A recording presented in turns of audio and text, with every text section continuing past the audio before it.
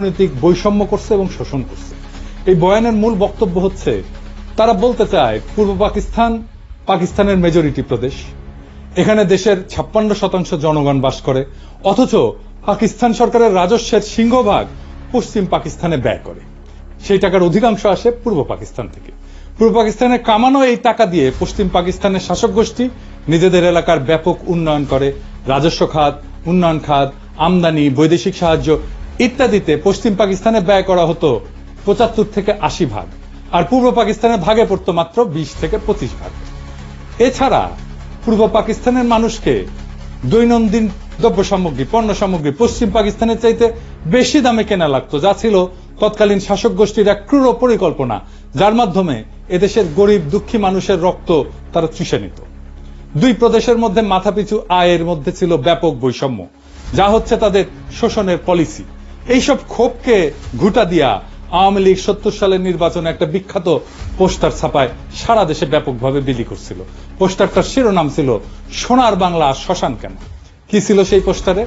সেই পোস্টারে দেখানো হয়েছে যে বৈষম্য, রাজস্ব খাতে বাংলাদেশ 1500 কোটি টাকা ব্যয় হয়, পশ্চিম পাকিস্তানে 5000 কোটি টাকা ব্যয় হয়। উন্নয়ন খাতে ব্যয় হয় বাংলাদেশে 3000 কোটি টাকা, পশ্চিম পাকিস্তানে 6000 কোটি টাকা। বৈদেশিক সাহায্য বাংলাদেশ শতকরা পায় 20 ভাগ, পশ্চিম পাকিস্তান পায় 80 ভাগ। বৈদেশিক দ্রব্য আমদানি বাংলাদেশে শতকরা 25 ভাগ, পশ্চিম পাকিস্তান 75 ভাগ।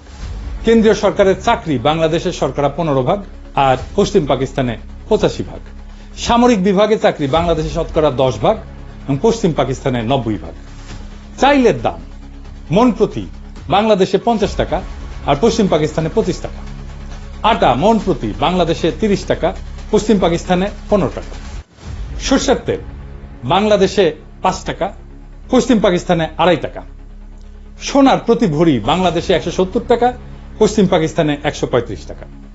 কি নিদারুণ বৈষম্য, তাই না? আসেন এটা আমরা খুলে দেখব, এটা আমরা বুঝে দেখব। 70 সালের নির্বাচনের সেই পোস্টারটা পরিকল্পনা করেন জনাব নুরুল ইসলাম এবং আঁকেন শিল্পী হাশেম খান। এই পোস্টারটা সারা দেশে ব্যাপক সাড়া ফেলে এবং এই পোস্টারটাই আওয়ামী লীগের স্বায়ত্ত শাসনের বয়ানের ন্যায্যতার মূল ভিত্তি। আওয়ামী লীগ পাকিস্তানের বিরুদ্ধে তার বিদ্রোহকে জাস্টিফাই করার জন্য যত আর্গুমেন্ট হাজির করছে তার সবকিছুর মূলে হচ্ছে পাকিস্তানিদের অর্থনৈতিক শোষণ। এখনো এরা তাই বলে। প্রাইমারি স্কুলের পাঠ্যপুস্তকের মধ্যেও এই পোস্টারটাকে ঢুকানো হয়েছিল এবং প্রায় সকলের মনেই ছোটবেলা থেকেই এইরকম একটা বদ্ধমূল ধারণা যে পাকিস্তান 23 বছরে অর্থনৈতিক প্রবঞ্চনা বাঙালিদেরকে বাধ্য করছে মুজিবের 6 দফা আন্দোলনকে সমর্থন করতে। সেই 6 দফা ছিল বাঙালি জাতির মুক্তির সনদ। 6 দফার ভিতরে 3টা দফাই ছিল পাকিস্তান থেকে পূর্ব বাংলাকে অর্থনৈতিকভাবে বিচ্ছিন্ন করার দফা। 70-এর নির্বাচনে নিরঙ্কুশ সংখ্যাগরিষ্ঠতা অর্জন করে আওয়ামী লীগ এবং তার ফলশ্রুতি সবার জানা।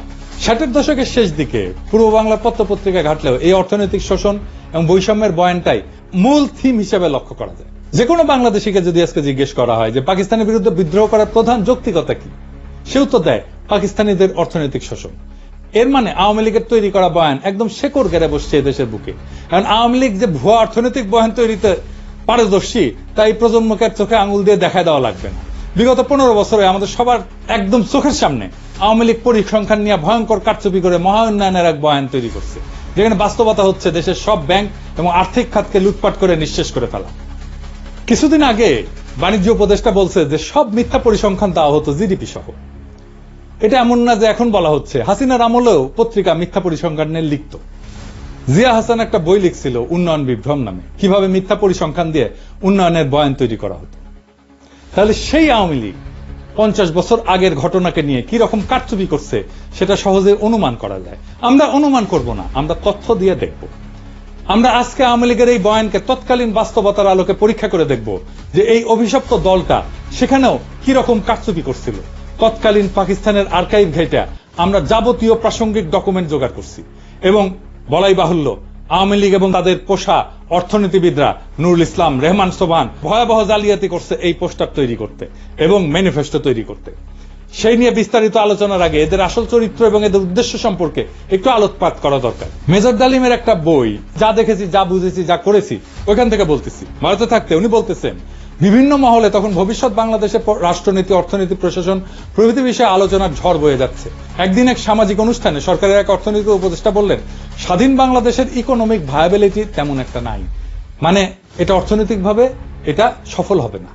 তার এই ধরনের বক্তব্যে অবাক করেছিল অনেককেই। প্রশ্ন করা হয়েছিল, স্বাধীন বাংলাদেশের ইকোনমিক ভায়াবিলিটি যদি নাই থাকে তবে আপনারা 6 দফা প্রণয়ন করে জনগণকে উস্কে দিয়েছিলেন কেন? কেন বলেছিলেন পাকিস্তানের শোষণের হাত থেকে পূর্ব পাকিস্তানকে স্বাধীন করতে পারলেই সোনার বাংলা কায়েম হবে? তাহলে কি আপনাদের এই সমস্ত প্রচারণা ছিল মিথ্যে?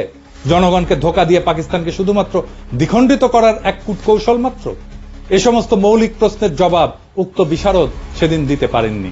অত্যন্ত বিব্রতকর অবস্থায় কেটে পড়ে নিজেকে বাঁচিয়েছিলেন বিড়ম্বনার হাত থেকে।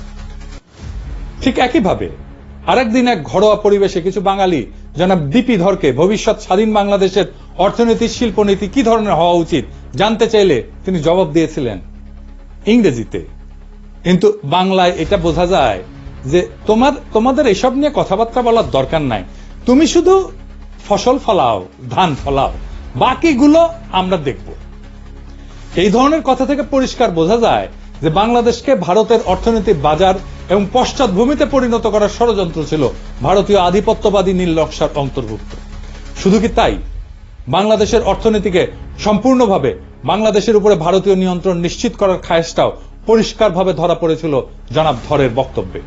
এই হচ্ছে বাঙালির মুক্তির সনদ প্রণেতাদের দৃষ্টিভঙ্গি, যারা নিজেরাই স্বাধীন বাংলাদেশে বিশ্বাস করত না, যারা সর্বদা ভারতকেই তাদের তীর্থভূমি হিসেবে কল্পনা করেছে আজীবন।